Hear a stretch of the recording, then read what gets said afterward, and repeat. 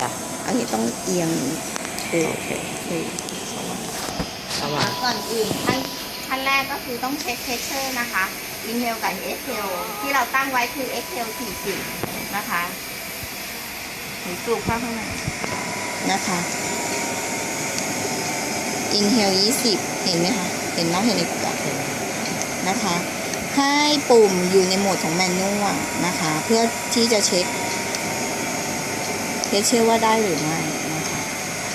หลังจากนั้นเราก็ต่อแมสนะคะ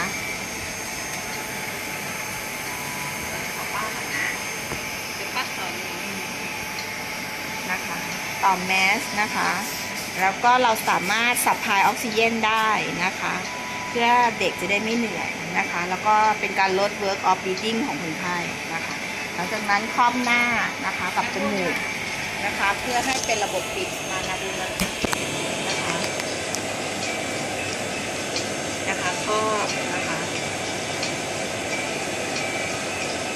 ปรับปุ่มโหมดนะคะแมนนวลเป็นออโต้นะคะเรื่อง C Intel 520นะคะแล้วก็ดู40พักข้าวดื่มพักข้าวนะคะให้เครื่อง C Intel 5 ครั้งนะคะด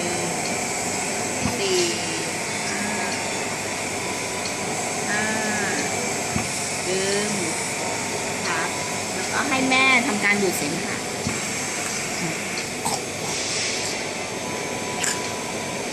ไอลูกเก่งมากไอเลย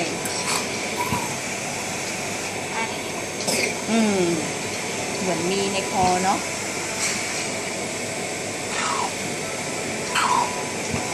นะคะ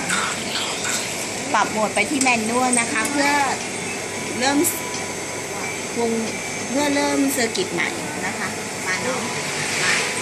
มาทีนึงเปิดปุ่มไปที่แมนนวลนะคะที่หายออกที่หายใจปึ๊บๆเลยข้าว